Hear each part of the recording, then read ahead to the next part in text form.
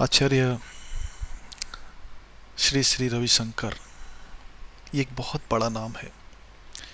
और जहाँ तक मुझे ध्यान है, हम लोग बचपन से इस नाम को सुनते आ रहे हैं। इस नाम के लिए एक असीम श्रद्धा हम लोगों के दिल में रहती है। धार्मिक दृष्टिकोण से हमारे जो भी मतभेद हों, मनभेद हों, लेकिन हमेशा एक बात हमें बताई गई या हमने देखा कि श्री श्री रविशंकर जी पूरे संसार में शांति के लिए, सद्भावना के लिए काम कर रहे हैं। रियली ये बहुत अच्छा लगता है। लेकिन कुछ दिनों पहले YouTube के ऊपर एक वीडियो देखी गई, a powerful slap by Shri Shri Ravishankar to doctor Zakir Naik. इस वीडियो क्लिप को देखने के बाद मैं बहुत दुखी हो गया। आज तक मेरे समझ में नहीं आया कि श्री श्री रविशंकर जो इतना बड़ा नाम है, इतनी बड़ी शख्सियत है, हजारों हजारों की संख्या में जिनके फॉलोअर हैं, उन्होंने इस तरह की निम्न स्तर की भाषा का प्रयोग क्यों किया। शायद कुछ साल पहले, एग्जैक्ट डेट तो मुझे नहीं मालूम, लेकिन डॉक्टर जाकिर नायक और श्री श्री रविशंकर ने एक परिचर्चा में एक साथ हिस्सा लिया, जिसका शीर्षक था concept of God in Islam and Hinduism. Doctor Zakir Naik का अपना एक कॉन्सेप्ट है, एक अपनी विचारधारा है, और उनकी जो भी विचारधारा है उससे वो बहुत ही ईमानदार हैं और बहुत ही सशक्त तरीके से अपनी बात को रखते हैं। और सबसे बड़ी बात यह है कि डॉक्टर जाकिर नायक कभी भी कोई बात पर्दे के पीछे नहीं रखते। उसे हजारों लाखों लोगों के बीच बैठकर बड़ी शान से अपनी बात को रखते हैं और आपको भी ये मौका देते हैं कि आप उन्हें काउंटर करें। वो अपनी कोई बात थोपते नहीं। इसलिए उन्होंने श्री श्री रविशंकर जी को भी आमंत्रित किया। दोनों के बीच परिचर्चा हुई। मैंने स्वयं वो परिचर्चा देखी है और मुझे नहीं लगा कि उसमें ऐसा कुछ है जिसके लिए श्री श्री रविशंकर जी को ऐसी भाषा का प्रयोग करना चाहिए था। श्री श्री रविशंकर जी ने उसमें शुरू में ये कहा कि 2.5 अक्षर प्रेम का पढ़े सो पंडित होए। ये सब कुछ ऐसी बातें हैं जो कानों को सुनने में बड़ी अच्छी लगती हैं, है ना? बड़ी अच्छी लगती हैं सब बातें कानों को सुनने में। और ऐसा नहीं कि बड़े ज्ञान की बात करी है रविशंकर जी ने कि 2.5 अक्षर पढ़े सो प्रेम का पढ़े सो पंडित होए। इस तरह की भाषाएं या इस तरह की चीज़ें हमारे यहाँ ऑटो रिक्शा पर और रेलवे प्लेटफॉर्म पर और बहुत सारी जगहों पे लिखा मिलता है। और अच्छा है, जिस संत ने इस बात को कही है उसने बहुत ही गरिमापूर्ण तरीके से बात कही है।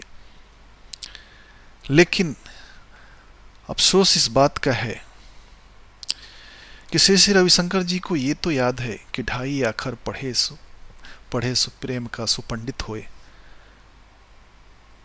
मगर उन संतों ने और भी बहुत सारी चीजें कही हैं, वो शायद उनको याद नहीं रहा। बानी ऐसी बोलिए मन का आपा खोए, औरन को शीतल करें आपहु शीतल होए। लघुता ते प्रभुता मिले प्रभुता ते प्रभु दीरी, चीटी शक्कर ले चली हाथी के सिर धूरी।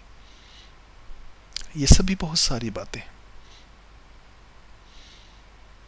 मुझे बड़ा आश्चर्य होता है कि श्री श्री रविशंकर जी जैसा आदमी जो पूरी दुनिया में प्रेम का, सद्भावना का संचार करने के लिए घूम रहा है, लेकिन जब एक छोटी सी बात अपने ऊपर आई तो इतना रिएक्टिव हो गया। अगर स्वामी जी को लगता है कि डॉक्टर जाकिर नायक ने उनके विरुद्ध कोई बात कही थी तो उनके पास मंच उपलब्ध था, वहां उस बात का जवाब वो दे सकते थे। लेकिन स्वामी जी का ये कहना कि वो महामूर्ख था, इसलिए मैंने उसका जवाब नहीं दिया, या वहाँ पे हिंदू मुस्लिम सद्भावना को खतरा हो सकता था मेरे जवाब देने से, ये सब बातें निसंकोच स्वामी जी ने बहुत ही गैर जिम्मेदारी से कही है। ऐसा कुछ नहीं था। डॉक्टर जाकिर नायक केवल हिंदुस्तान में नहीं, दुनिया के लगभग सारे मुल्कों में जाते हैं, गल्फ से लेकर यूरोप तक, अमेरिका, कनाडा, यूएस, यूके, शायद ही कोई देश ऐसा बचा होगा जहां वो नहीं गए हों और अपनी बात उन्होंने नहीं कही हो। बड़ी संख्या में दूसरे धर्मों के लोग उनकी सभाओं में आते हैं, अपनी बातें कहते हैं, उनको भी जो भी एतराज़ात होते हैं वो कहते हैं उनके सामने, उनका जवाब देते हैं। श्री श्री रविशंकर जी के साथ भी जो परिचर्चा हुई उसमें भी ऐसा कुछ भी नहीं था जिसके लिए बात का इतना बतंगड़ बनाया जाए।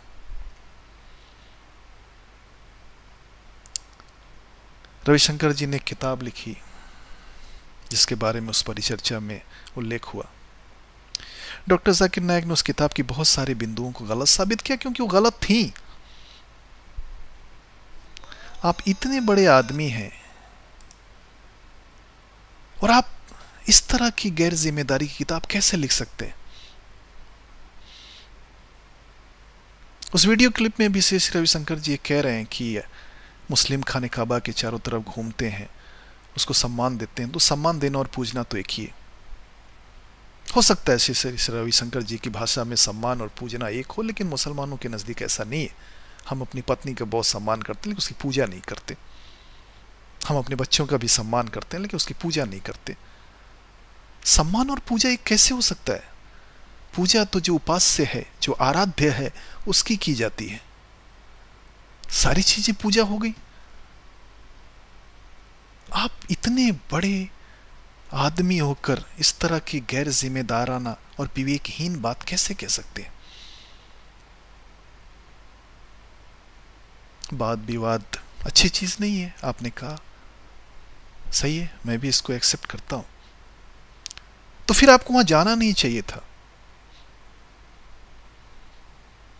अगर वहां जाने से पहले आप डॉक्टर जाकिर नायक को नहीं जानते हैं या उनकी शैली को नहीं जानते हैं, अगर आप ये कहना चाहते हैं, तो कौन विश्वास करेगा आपका? आप गए, जो बातें हुई, हो सकता है आपको कुछ बातें वहां अच्छी नहीं लगी या आपकी भी बातें कुछ लोगों को वहां अच्छी नहीं लगी, लेकिन डॉक्टर जाकिर नायक ने तो कभी दोबारा उस परिचर्चा के बाद से आपका संदर्भ यूज नहीं किया, इस्तेमाल नहीं किया। फिर आप इस तरह की भाषा क्यों प्रयोग कर रहे हैं? जहां तक ज्ञान की बात है स्वामी जी, ज्ञान पे किसी का एकाधिकार नहीं होता। आपने कहा डॉक्टर जाकिर ने ग्लॉसरीज याद कर ली। हो सकता है आपकी नजर में कुरान, रामायण, महाभारत, गीता, पुराण, उपनिषद, बाइबल, ये सब ग्लॉसरीज हों केवल, लेकिन डॉक्टर जाकिर नायक के लिए ग्लॉसरीज नहीं है। डॉक्टर जाकिर नायक के लिए जीवन का आधार है। आप में और डॉक्टर जाकिर नायक में सबसे बड़ा फर्क यही है। आपने कहा कि उनका अपना कुछ नहीं है, केवल ग्लॉसरीज याद करते हैं। ये सही है, डॉक्टर जाकिर नायक हमेशा ये बात कहते हैं कि मेरा अपना कुछ भी नहीं है, मैं केवल स्क्रिप्चर की बात करता हूं। अगर मैं इस्लाम की बात करता हूं तो जो कुरान और हदीस कहते हैं, अगर मैं हिंदुइज्म की बात करता हूं तो जो गीता, वेद, उपनिषद कहते हैं, अगर मैं क्रिश्चियनिटी की बात करता हूं तो जो बाइबल कहती है। मेरा अपना कुछ भी नहीं है। सही है, इसमें आपने कुछ नया नहीं कहा। आपको ऐसा लगता है कि इस आधार पे वो छोटे हैं, तो ये आपकी अपनी सोच हो सकती है, क्योंकि डॉक्टर जाकिर नायक तो खुल के इस बात को ही एक्सेप्ट करते हैं कि मैं कुछ भी नहीं हूं, मैं शून्य हूं, मैं जीरो हूं। अगर मैं इस्लाम की बात करता हूं तो वही है जो इस्लाम के स्क्रिप्चर में है।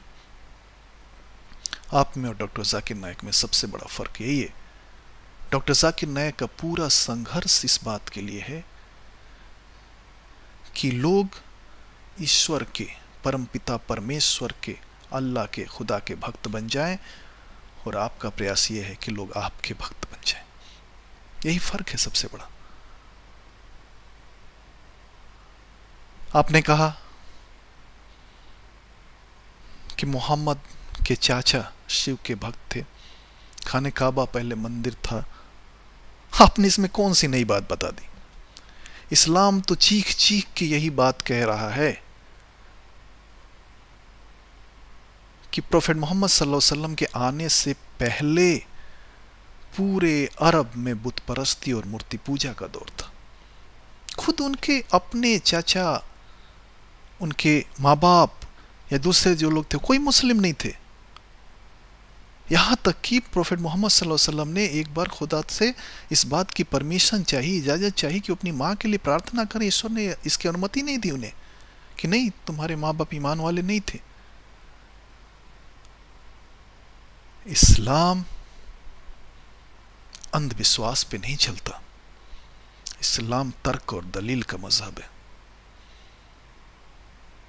अगर प्रोफेट मोहम्मद के चाचा काफिर थे तो काफिर थे।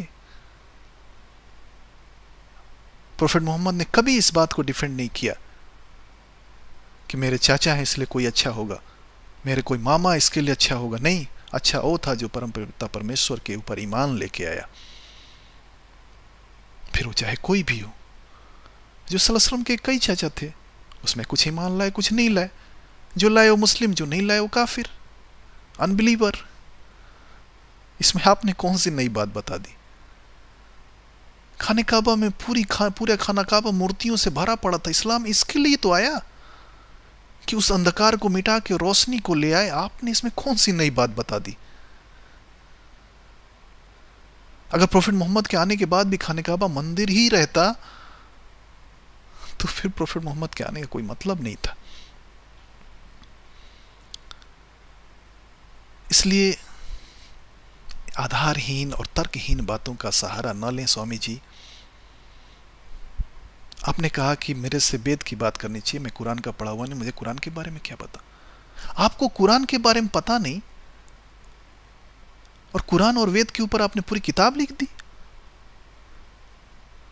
इतने इर्रिस्पॉन्सिबल हैं आप, इतने गैर जिम्मेदार हैं आप। स्वामी जी, बड़ा सादर अनुरोध है मेरा आपसे, विनम्र विनती है आपसे कि आप उस वीडियो को YouTube से हटा दें, क्योंकि हजारों लाखों लोगों की भावनाएं जुड़ी हैं डॉक्टर जाकिर नायक से। आपको कोई अधिकार नहीं है कि आप उनकी भावनाओं का अपमान करें। अगर आपको ऐसा लगता है कि डॉक्टर जाकिर ने कुछ गलत कहा है तो आप उनसे सीधे परिचर्चा कर सकते हो, तो हर समय तैयार रहते हैं मेरे विचार से। लेकिन पिछले दरवाजे से इस तरह की चीजें वीडियो अपलोड करना, आप सारे संसार को धैर्य, सब्र, प्रेम, सद्भाव का संदेश दे रहे हैं और आप इतना धैर्य नहीं रख पाए कि छोटे से वाद विवाद के लिए आपने पूरे वीडियो पे एक व्यक्ति के ऊपर इस तरह हमला किया। उपदेश देना बहुत आसान है स्वामी जी। अंत में एक बार मैं फिर आपसे निवेदन करूंगा, धर्म के आधार पे नहीं, मानवता के आधार पर, कि आप उस वीडियो को YouTube से हटा दें। आगे आपकी इच्छा। लोकतंत्र में हम किसी को बाध्य तो नहीं कर सकते और करना भी नहीं चाहिए। सबको बोलने का अधिकार है, आपको भी है, मुझे भी है। लेकिन आपका एक बड़ा सम्मान है हम सबके हृदय में, आपकी एक विराट छवि है हम सबके हृदय में। इसके लिए हम कहेंगे कि आप उस वीडियो को हटा के एक सद्भाव का परिचय दें।